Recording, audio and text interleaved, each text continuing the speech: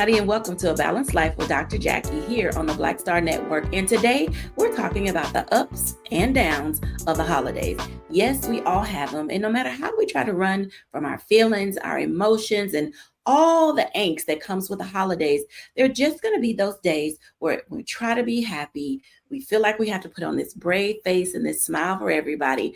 But today we're going to talk about what it looks like to take off that mask, to be transparent, to be vulnerable, and literally how to deal with all of the emotions that comes with the holidays. Today we're going to be joined by Levita Marshall and Dr. Tierney. Welcome in, ladies. Hey, Dr. My. Hey, everybody. Oh, You know, do we always think about, I'm going to just jump right in because I feel like the holidays come and people start getting antsy and anxious because there's so many emotions that are just tied in to the holidays, and there's sort of like these bittersweet moments. Oh, the traditions, the this, the that, the other. Oh, someone's not here. Oh, I don't know what to do. Dr. Tierney, as a coach, kind of walk us through, how do people, I'm going to use the SAT words, juxtapose their feelings for the holidays and, putting on this brave face? How do we acknowledge and move forward? Yeah, yeah. That is a very good SAT word, GRE word, juxtapose.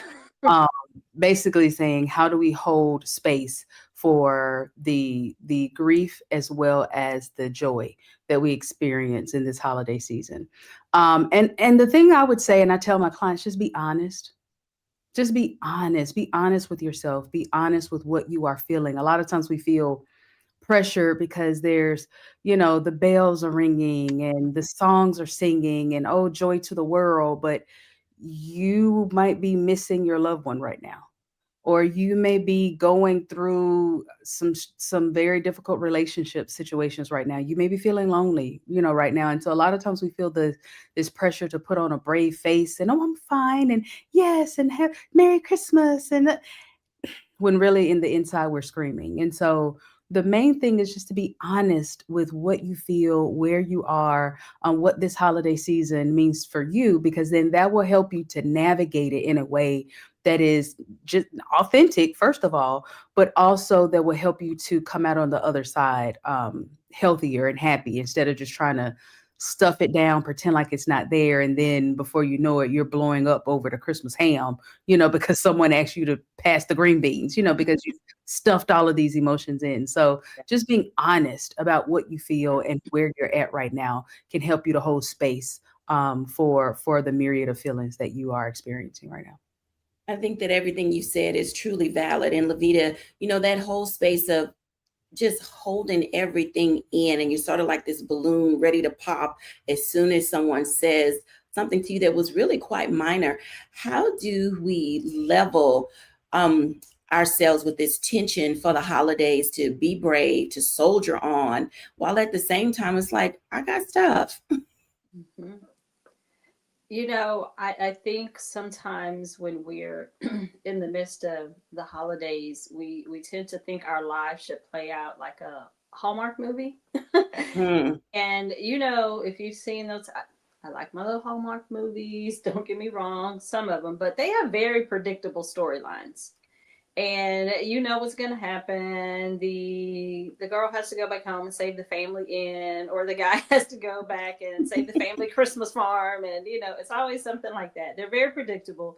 You know how it's going to end, guy gets girl, and all of that. But our lives are just not predictable that way. We don't have those predictable storylines that just kind of play out and you have this nice neat package, the resolution, like you said, going back to the SAT and the GRE words, and the climax and the resolution and all of that.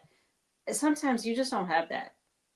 You don't. There may be a lot of climaxes going on, in your story plot line, and maybe you haven't even come to a place where you're able to have any kind of resolution of your feelings, and you're just trying to navigate, and you haven't found that place where you can tie that nice neat little red bow, on top of your package.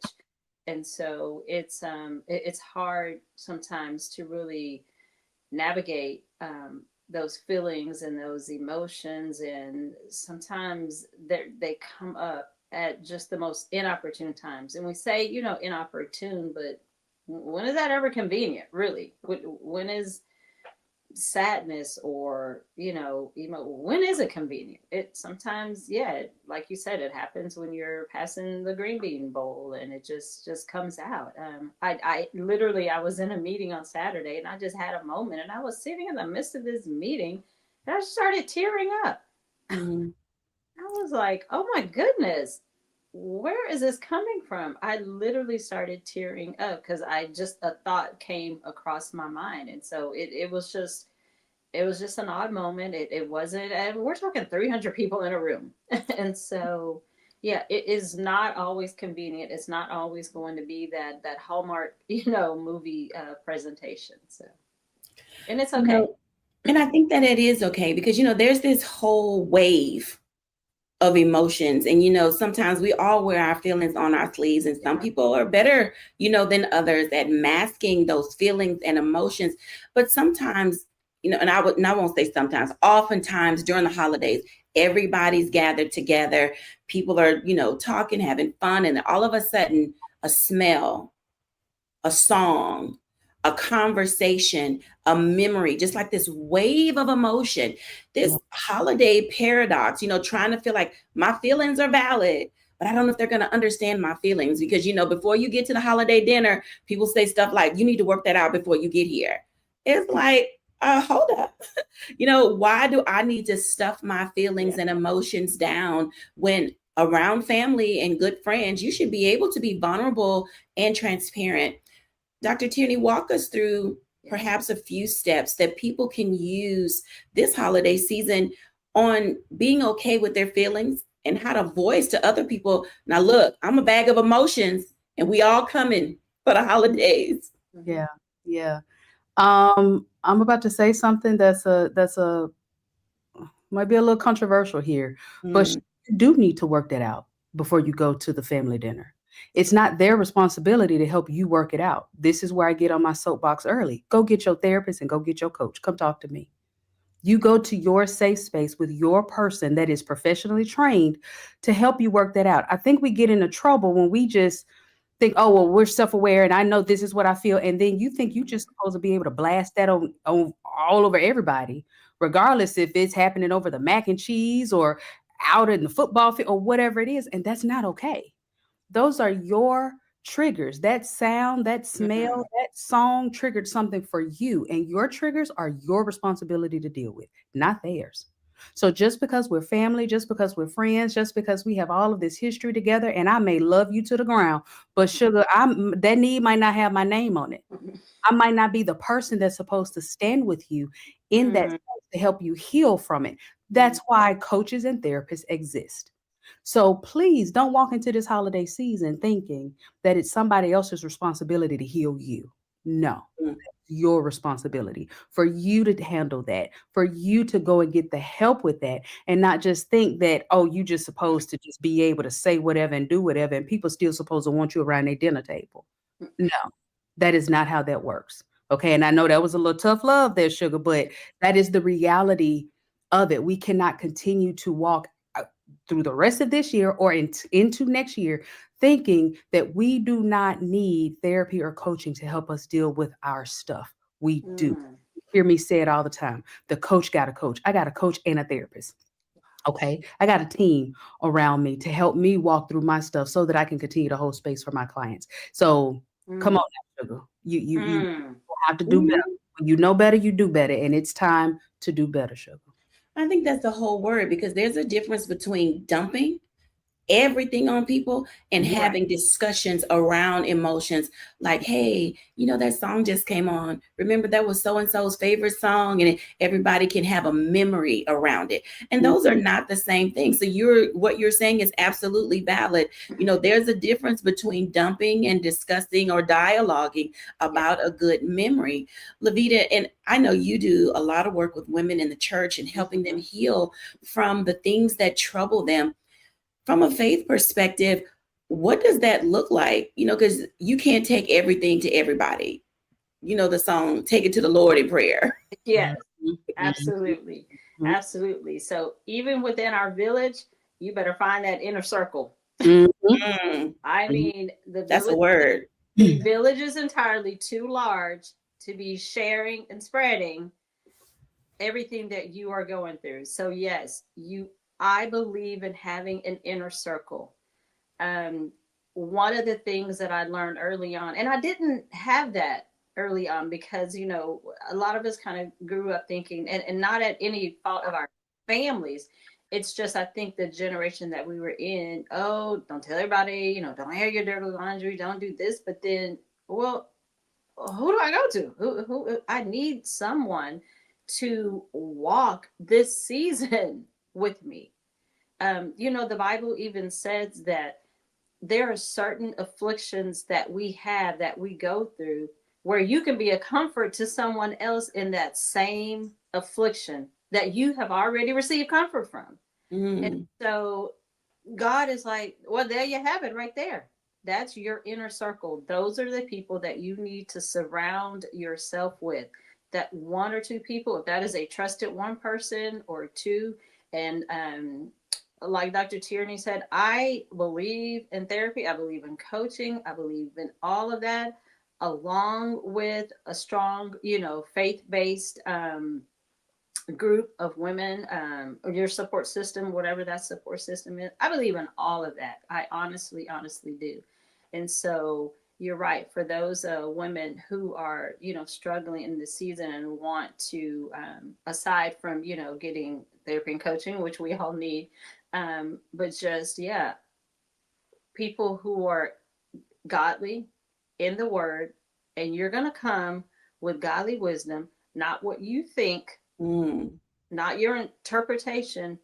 What does the word of God say about this situation? That's why I've held on to that verse for so long, because it really does speak to the things that we're going through and how we received help and comfort from God. And he will send you someone during that time in that season.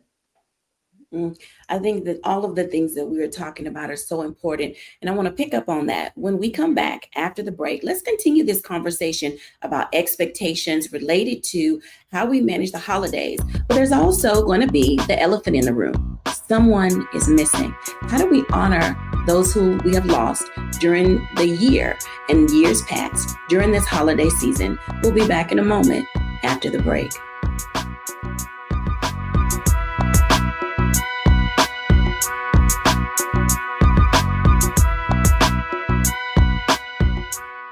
Hello, I'm Isaac Hayes III, founder and CEO of Fanbase, and I'm here with a very important message. We are at a turning point in the Black community where we must have equity in the apps we use that scale to billions of dollars. But this time, we own the infrastructure, we own the culture, and we shape the future. And Fanbase is the future.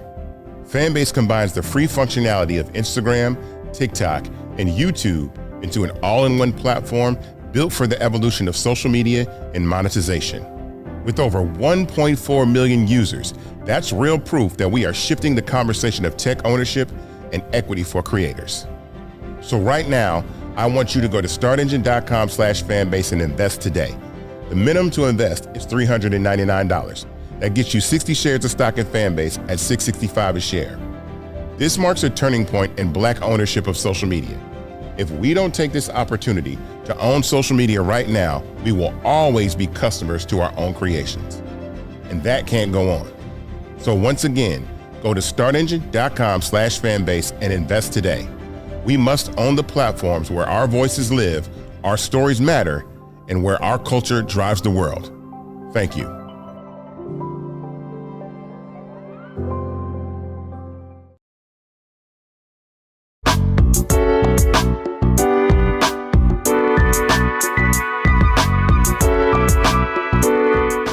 Welcome back, everybody. And as you can tell, there are going to be some tender conversations happening during this holiday season. You being able to express your emotions openly, finding your village and your tribe within your own family unit with your girlfriends, your guy friends, however you manage to work that out. Find someone that you can talk to, that you can open up to and have transparency. But even in that, all of us this year are going to be gathered around that sacred table, ladies, and we're going to notice that someone's not there. So let's talk about that conversation for this holiday season related to how do we honor when someone has passed on. Lavita and Dr. Tierney, this time of year, people are going to be setting some empty seats at the table. And I have watched families and have coached families who they just set the table and give no regard for an open seat. But everybody's sitting around talking about, we're not going to honor that person we just lost. I'm going to start with Lavita. How do we make space and teach our community to hold space for our loved ones? I ran across this really amazing quote by the poet Edna St. Vincent Millay, and she says that the presence of that absence is everywhere. Mm. And oh my goodness, it really hit me. And it actually, it was a part of my grief counseling. So I received grief counseling. I went through it and I read a series of books by this phenomenal author called Journeying Through Grief.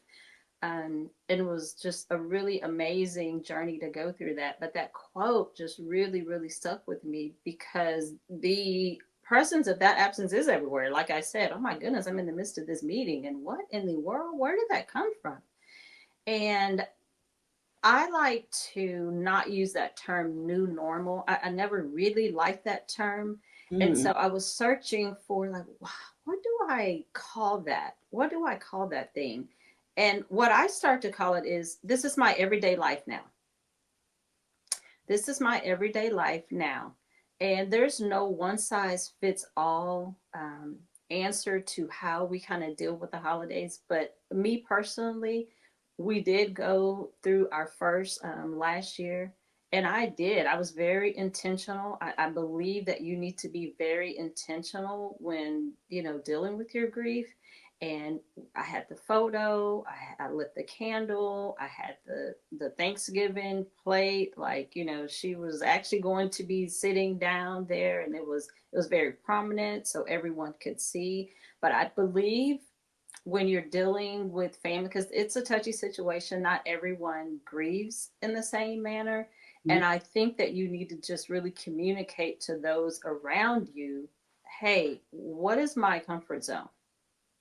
I'm not really comfortable with that. That may be a thing for you to do, but I'm not really comfortable with that. But I think, especially for the first, there needs to be a lot of communication that happens, because some people may think that smiling and laughing is a betrayal to the loved one. Mm-hmm. Some people may feel that way, like, why is everyone so happy? Why is everyone so joyous? Like, what? Oh my goodness, this is a sad time. And so it's such a thin line to balance that joy and that grief. And I honestly just come back to, the Old Testament, and God says, weeping may endure for a night, but joy will come in the morning. Yeah. So, right. So just trying to, find that balance and just communicate very well to your loved ones. No, I appreciate you saying that because this for you. You were talking about the loss of your sister. Mm-hmm. And so, it depends on the role that individual played in your life. And for some people, for you, it was a year. This will be the second year experiencing that holiday. And then for others, it's like tender because it just happened. And so I'm coming to Dr. Tierney, and Lord, we're going to pray she keep her lashes.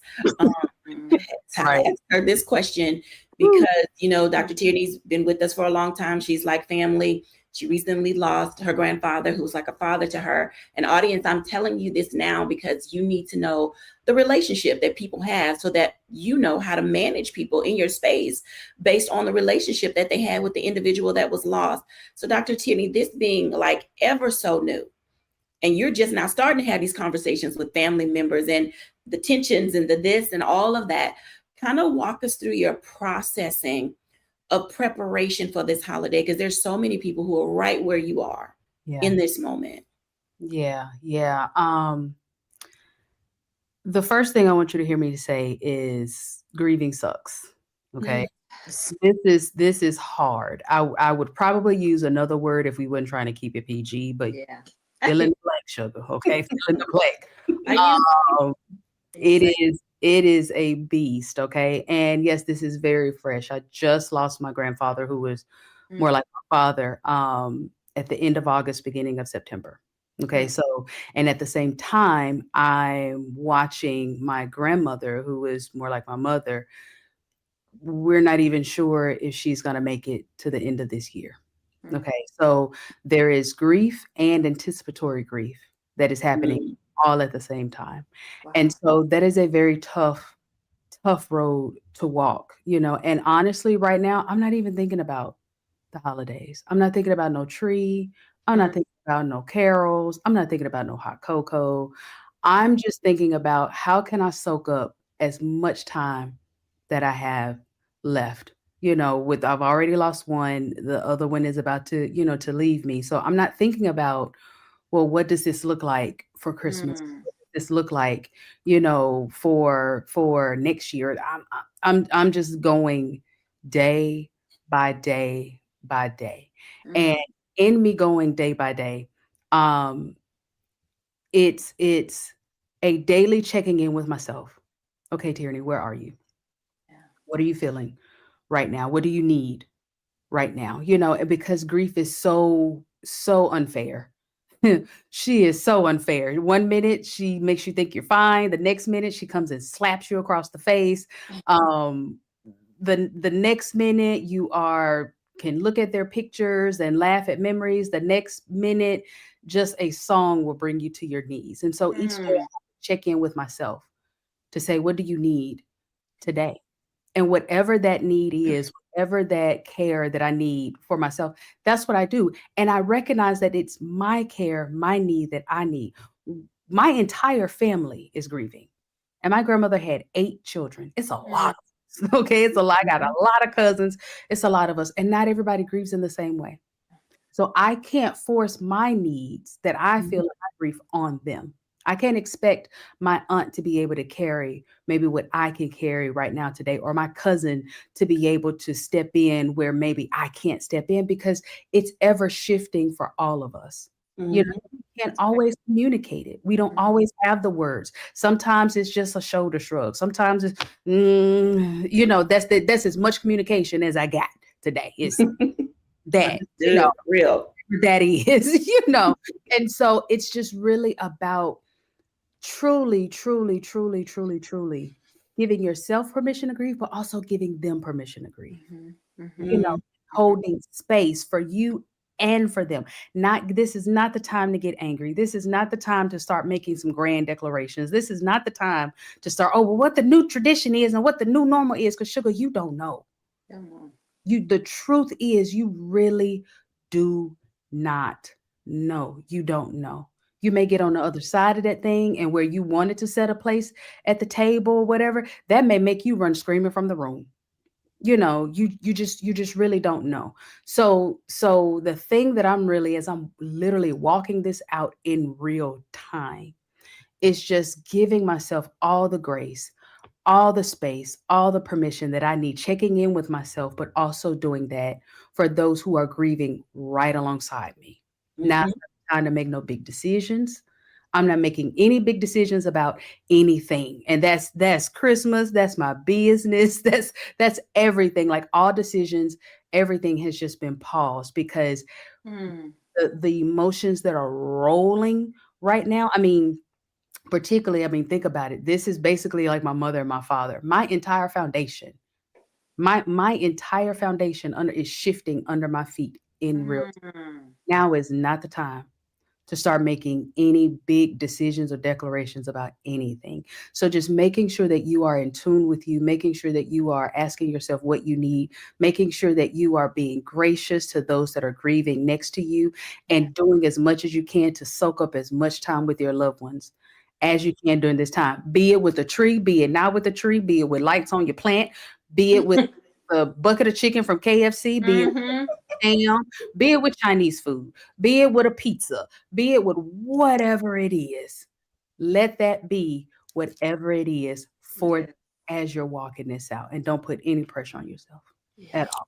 I think that everything that you said is extremely valid. For me, it's 20 years. And I like what Levita said, that it is not so much the new normal, but it is a part of your everyday life. For my father, it's been 20 years. For my mother, it's been 15 years. And it's not necessarily a new normal. It's my everyday life. And so I recognize the value and importance of not being ambushed by grief. Mm-hmm. You know, if it's the holidays, and that was something that my mother and father and I, we always did together. We would go out, we would look for a tree, we would do all of these various things. So I'm really careful when I'm walking into Costco and they back there baking those good old chocolate chip cookies. Your girl's gonna be triggered because it's a memory that's associated with both of my parents. Yeah. And so it's a part of my everyday life. It's one of those things where you say, I am not going to be ambushed by grief. I am going to clearly know where I am at all times, what I'm going to be doing, so that I can temper those things that I come into contact with during the holiday season, around Mother's Day and Father's Day. All the other days I'm good. But there are specific times of the year, Christmas, Mother's Day, Father's Day, New Year's, where it's sort of like I'm really in my feelings about some things. So I want to talk about that. I know we're getting ready to go into break. So when we come back from the break, let's talk about loss and how do we manage loss and build that into the lifestyle that is now going to be a part, as Levita said, of your everyday. We'll be back in a moment after the break.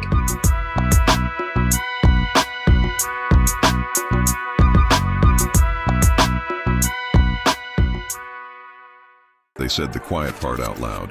Black votes are a threat, so they erased them. After the Supreme Court gutted the Voting Rights Act in 2013, Republican legislatures moved fast. New voter ID laws, polling place shutdowns, purges of black voters from the rolls. Trump's Justice Department didn't stop it, they joined in. In 2018, his DOJ backed Ohio's voter purge system, a scheme that disproportionately erased black voters. Their goal, erase black votes and political power. Yeah, that happened. These are the kinds of stories that we cover every day on Roland Martin Unfiltered. Subscribe on YouTube and download the Black Star Network app. Support fact-based independent journalism that centers African Americans and the issues that matter to our community.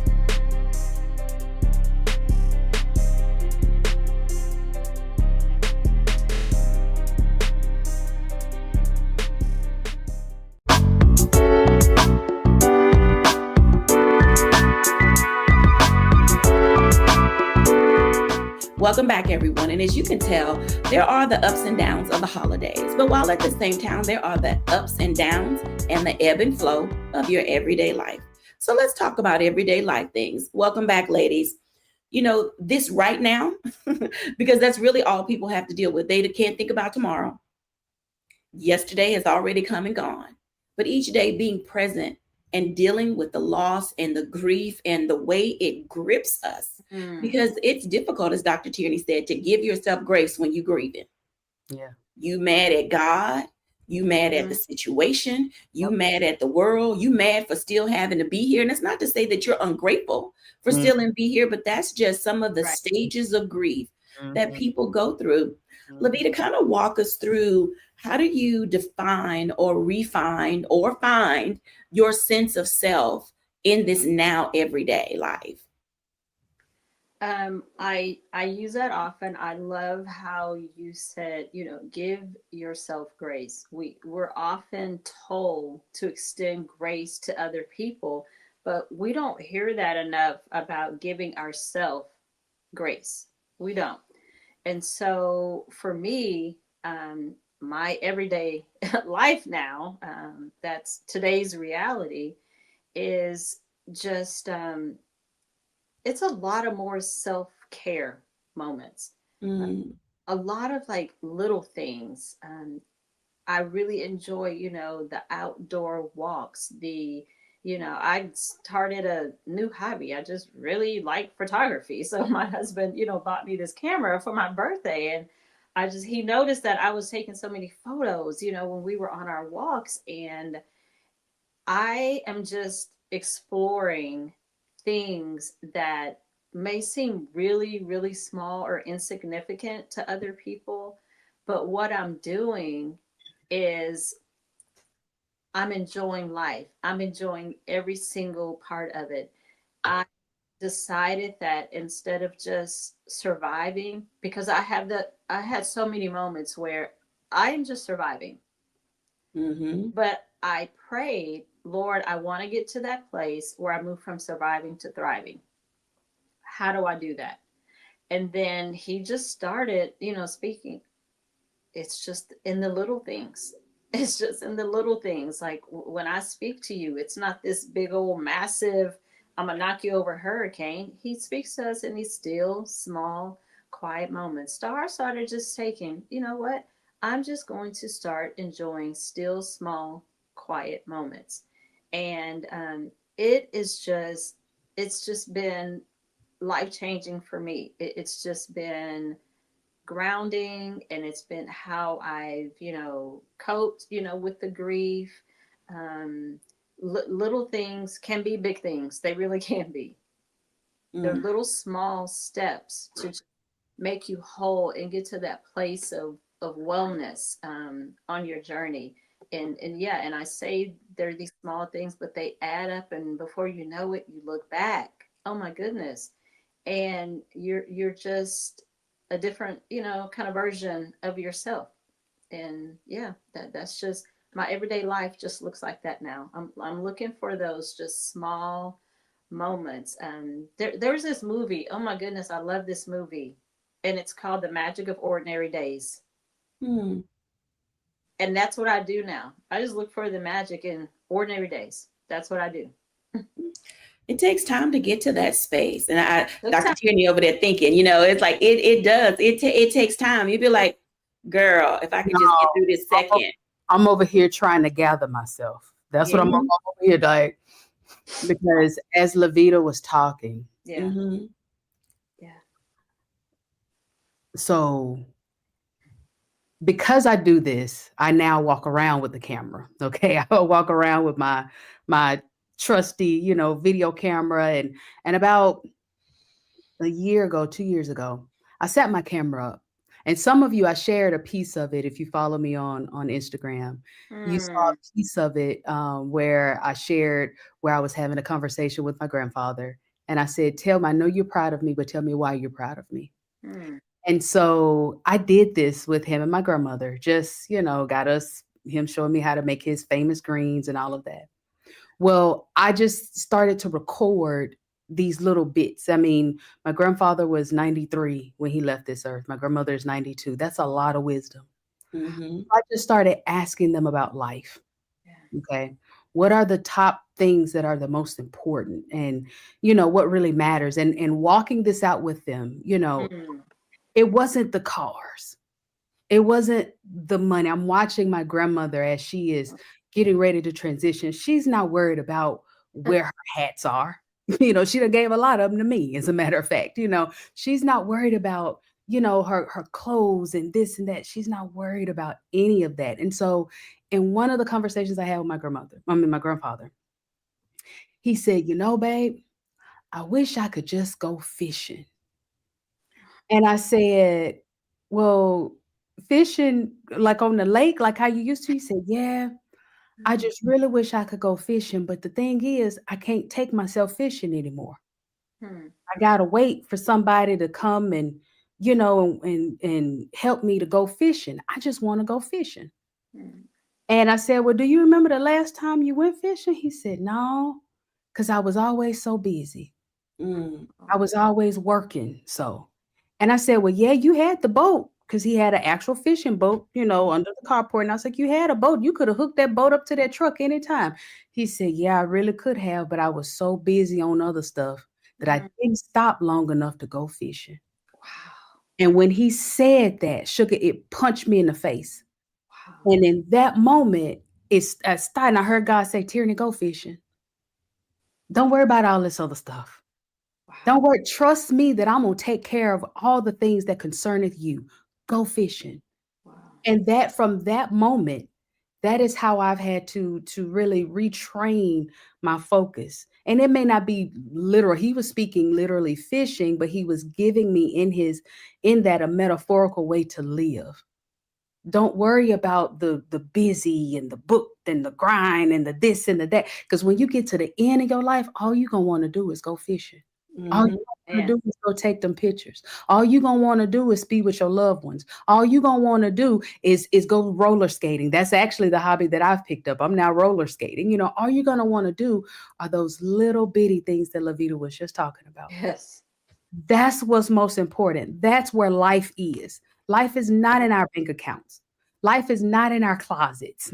Life is not in all of these exotic things that we put on our social media. It's not in that. I am literally have watched one and watching another one, not worry about none of that. It's not even just the foods we eat and all the things that we put all of this important on that we allow to stress us out. Yeah. Go fishing. And that has been the thing that has been a balm to my soul in this grieving process. Go fishing. Go sit in the backyard. I went for a walk the other day because I love like fall and the colors of the leaves. I went for a walk yesterday and was just walking the whole time like this. People just looking at the leaves. Yes. Just enjoying the feel of the wind on my face. Yes. The sound of the birds chirping. Go fishing, sugar. And that's the advice that my grandfather gave me that he didn't even know he was giving me. I was just asking him, you know, these little questions. And he just gave me the blueprint for how I need to live the rest of my life here on the rest of this earth. So I'm sharing it with you. Fishing, sugar. That's what's going to be most important in the end. Absolutely. I think that both of you bring some levels of validity and also giving our audience permission to live. I mean, this one thing for me rule is like, there's some things in life as you go forward, you shouldn't compromise on. Self-care is one of them. Yeah. Discovering how you're going to fill that void is another. Not allowing people to impose their thoughts and views about how you should process grief, because it is an individual experience.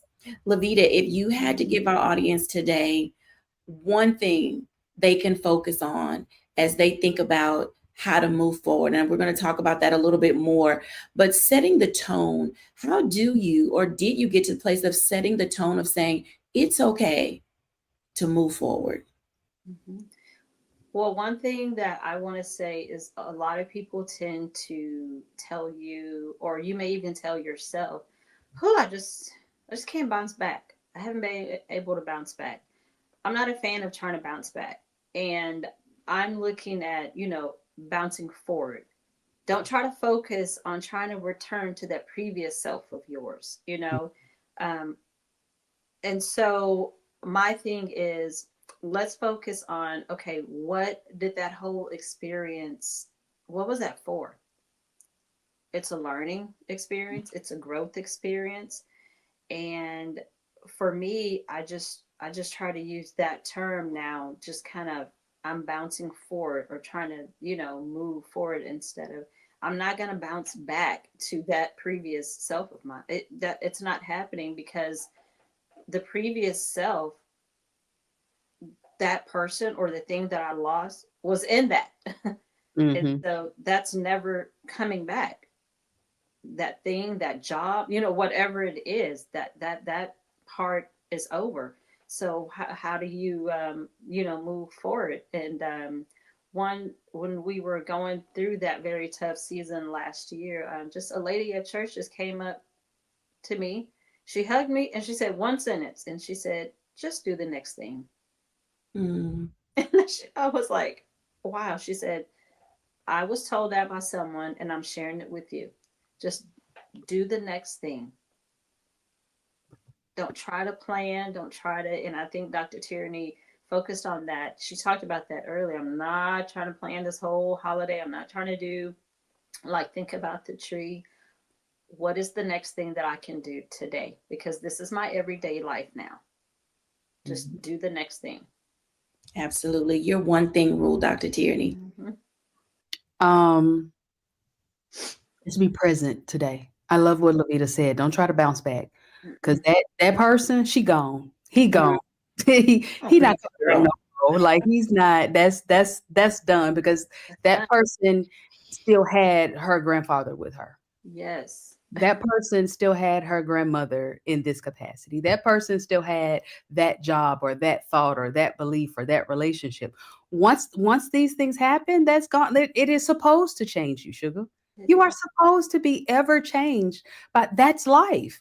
Nothing stays the same. So instead of trying to hold tight and oh no, I used to be able to, well, sure, guess what? You can't do that no more. What we finna do now? Like what is right now? And so I think staying right now in the present, in today, not into way in the next week, not way in the next month, not way into next year. And I say that for all the people like me. I am a very type A forecasting planner, and I've had to learn Me too. how that scripture, he is a light unto my feet and a lamp unto my path. Like you have to stay right unto right here. What is right here in front of you? What am I feeling right now? And if it's something in the future, then God, just trust that God will show you. He'll give you the vision for that, Amen. whatever that next month is, or he may, whatever that is, but that's not for you to decide. That's not for you to do right now. Stay right in the present, right in this moment. Sometimes it's minute by minute. Mhm. Sometimes it's hour by hour, day by day. Mm. When you do that, you are allowing yourself that space to then reshape, redefine where you are, who you are, and then you'll look up and go, "Oh, I've moved forward. I've Yes. made progress. Oh, I'm not." You won't even realize it at that point, and it'll be a natural flow. Sugar, stop trying to hustle when God wants us just to flow. Mm. That's a word. I like that. When we come back after the break, let's talk a little bit more about that, because there are going to be days where you're going to be looking for your access point for you to be able to move forward.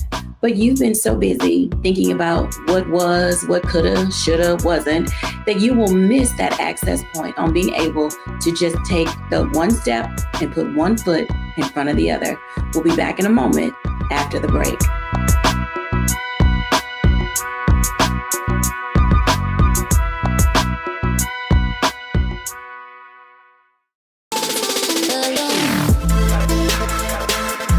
Hey y'all, welcome to The Other Side of Change, only on the Black Star Network and hosted by myself, Bria Baker, and my good sis, Jamira Burley. We are just two millennial women tackling everything at the intersection of politics, gender, and pop culture. And we don't just settle for commentary. This is about solution-driven dialogue to get us to the world as it could be and not just as it is. Watch us on the Black Star Network, so tune in to The Other Side of Change.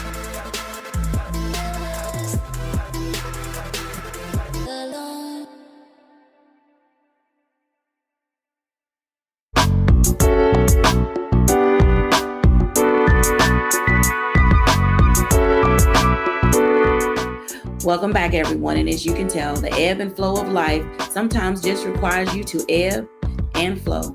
Don't overthink it. Don't try to plan it. Just let it be. Let's talk about that, ladies, because in this season that we have found ourselves, the government, who knows what it's going to be doing, but everybody has been accosted by it. They are in a stranglehold because of it.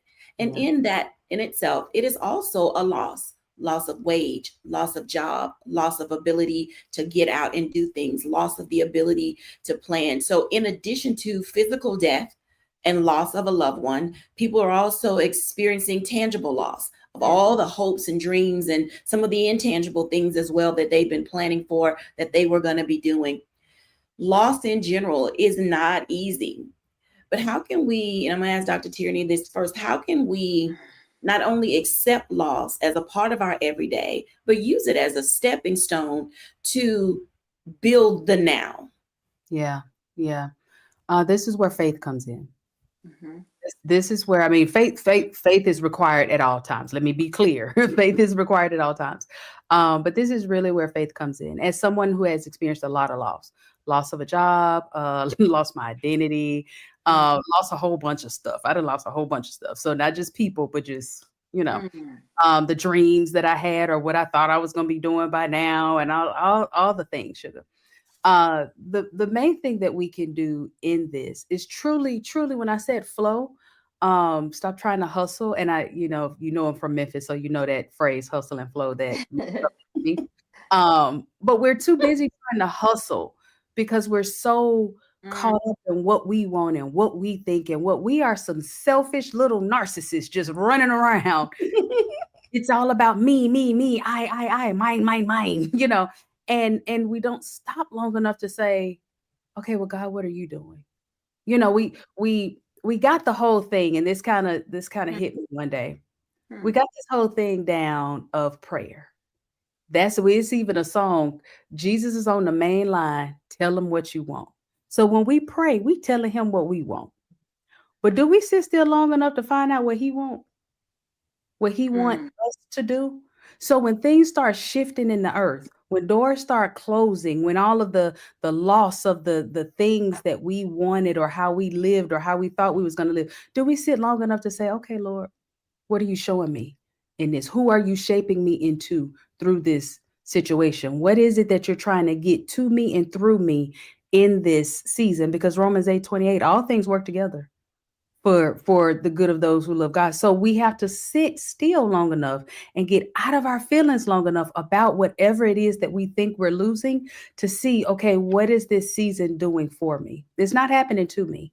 It's happening for me. As bad as it hurts, as much as it is just ripping my soul to tattered rags, there must be something that needs to be pruned, that needs to be pressed, that needs to be corrected. There's a next level for me. And the only way I can really get to that next level is if I shed things. Even the trees know when it's time to shed.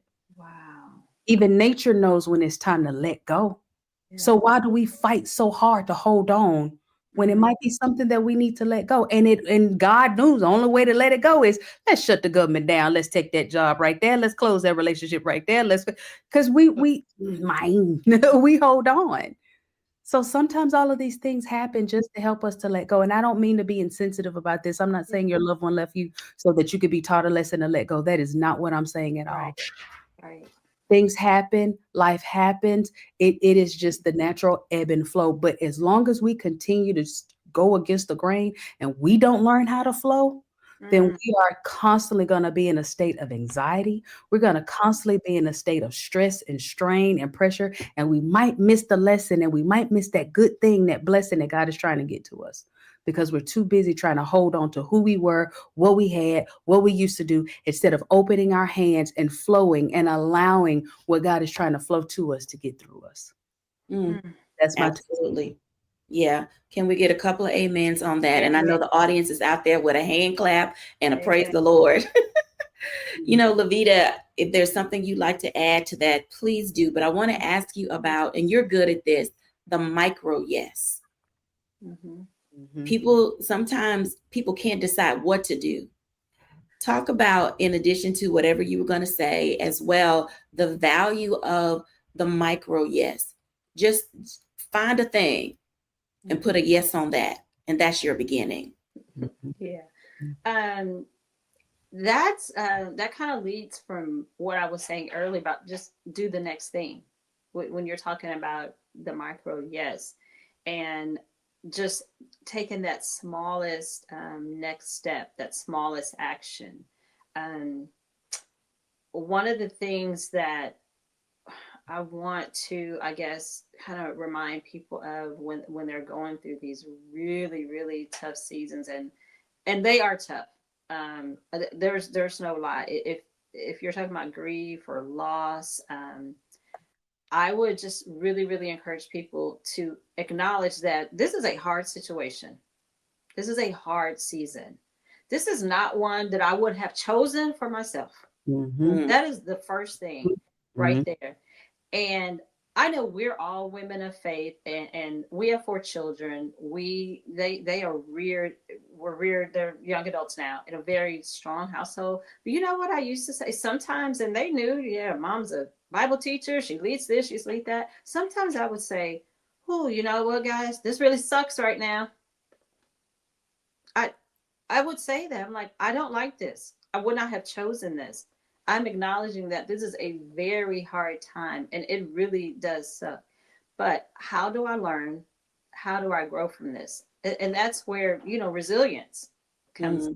Resilience is it is about growth, but sometimes you have to even change a belief system during that time.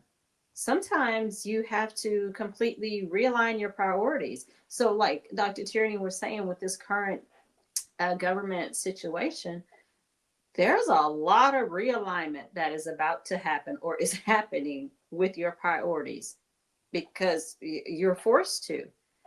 But in that, that's part of resilience. And I love the fact that she talked about the tree shedding, because you know what happens during winter, with trees? We think they're dead.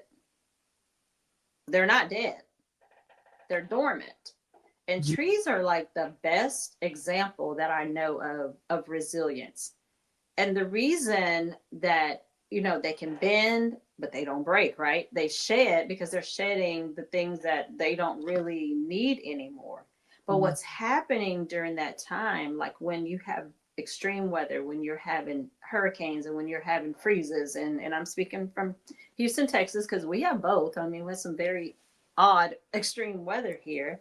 So what happens to those trees is there is this quiet, very quiet internal growth going on because they have this cycle that they have to go through. And it's like our lives. We have the cycles that we go through. Well, they're doing these very quiet things internally because they're rebuilding. That's what they're doing. They are rebuilding and strengthening their core systems during the harsh times. That's what's happening underground. We don't see that. But we have the same thing, in resilience. We have root systems that are so grounded. That's what we need to rely on or fall back on. We can bend, we're not going to break. We can shed, but we're not going to lose the whole tree because we have this belief system that is so grounded. We just may be dormant for a season, but it's just, like I said, it's that quiet internal growth that's helping us strengthen. I'm loving this analogy because, it is hard for people to lay low. And, it's like, I just need you to lay low for a while. I think scripture says it best, be still and know that I am God. It is hard for people to be still. And I think for me, a part of that access point is just acknowledging the fact that quiet time is a good time. Yeah. You can't be hurried all the time. You can't be busy all the time. You don't have to be on or doing something all the time. Allow yourself to get dormant. Just as Dr. Tierney says, sit down somewhere and be quiet. And I think that that's important. We forget. I mean, grandparents used to tell us that all the time. Go sit down.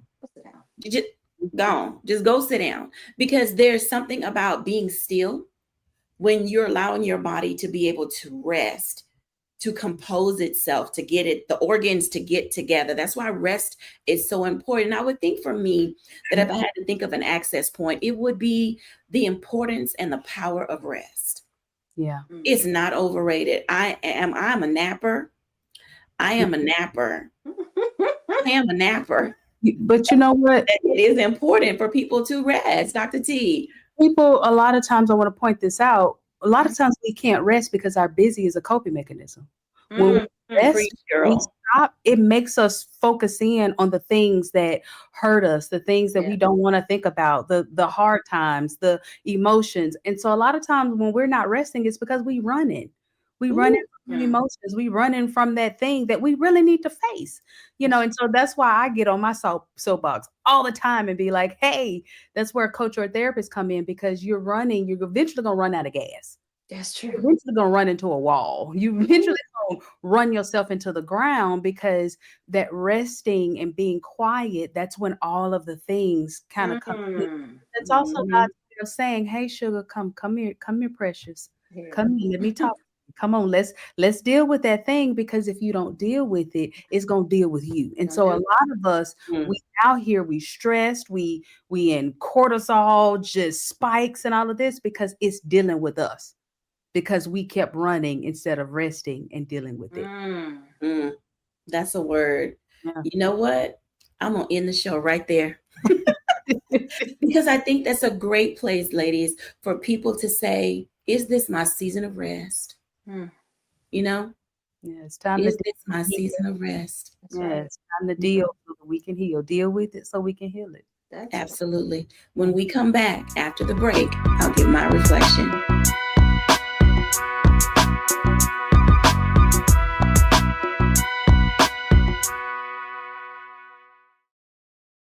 Hello, I'm Isaac Hayes III, founder and CEO of Fanbase, and I'm here with a very important message. We are at a turning point in the Black community where we must have equity in the apps we use that scale to billions of dollars.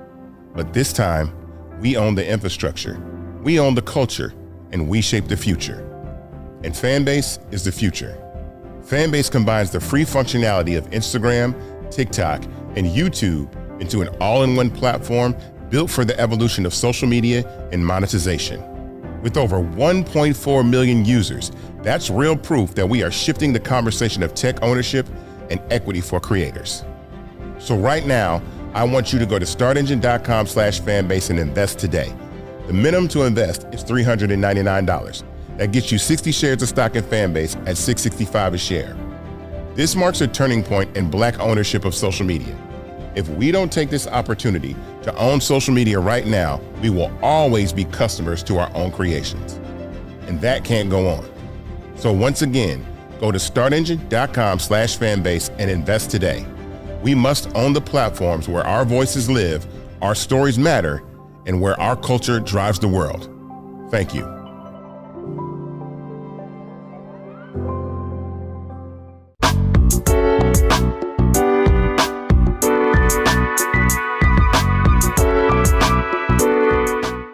Welcome back, everyone. And as you can tell, the ups and downs for the holidays can run you ragged if you allow it to. On this show today, I hope that we have said something that will allow you to not only face what is happening in your life, give yourself grace to be able to deal and manage with it, but also find those access points where you can sit down, rest, heal, and be restored. Thank you for watching. Bye now.